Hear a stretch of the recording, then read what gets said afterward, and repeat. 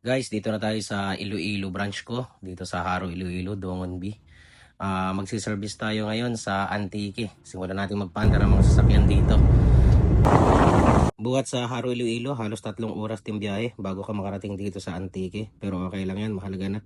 Ay mapaandar natin yung sasakyan ng customer. Medyo may kalayuan lang talaga ang biyahe, pero halos tanghali na tayo dumating dito. Ito yung Ford Ranger na papaandarin natin. Ang history nito ay may problema lang daw sa ilaw, sa bintana, yung lock unlock hanggang sa pinarepair niya sa isang shop hanggang sa lumala na. Halos 6 na buwan na itong hindi nila mapaandar.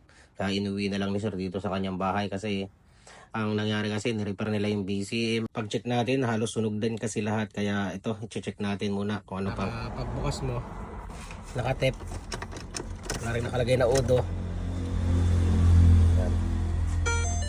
Yun.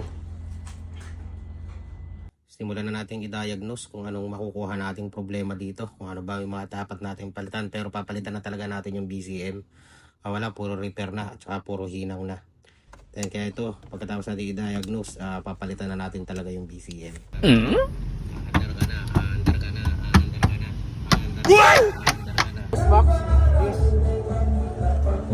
Again. Madami na rin BCM dito sa loob ng sasakyan na tinesting, kaso hindi pa rin mapaandar. Kaya meron tayong dalang sarili nating BCM para paandarin to. Program ko lang din ito, then itetest natin. After nating may kabit yung BCM, itry nating i-program. Ang problema, ayaw pumasok ng mga susi at saka yung patch niya.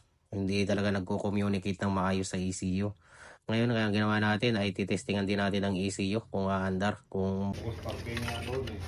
Ha? Ito tumakbo yung sakit sa punta dito. Tapos lakas ayaw na.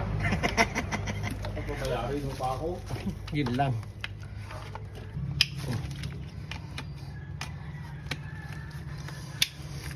Tumatakbo pala ito dati.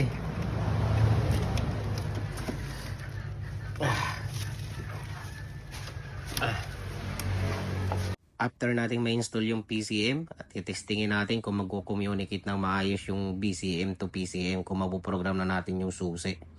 Siguro naapektuhan din siguro ng kung kare-repair kasi bukas din kasi yung ECU. Tinry siguro nilang i-repair yung ECU at saka BCM kaso sawi. Tayo naman always ready sa mga ganitong laban, lalo na pag home service, lagi tayo may dalang pyesa. Si Bossy nga ngayon ay panay pa rin ang kwento.